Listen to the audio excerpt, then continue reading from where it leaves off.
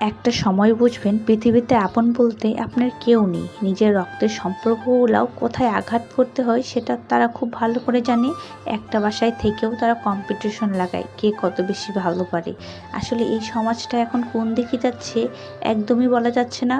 সমাজটা প্রচণ্ড খারাপ হয়ে গিয়েছে। তেমনই অসুস্থ থাকলেও বোঝা যায় কে কতটা আপন। আর আপনার সংসার যদি একা হাতে হয় তাহলে তার কোনো কথাই নেই।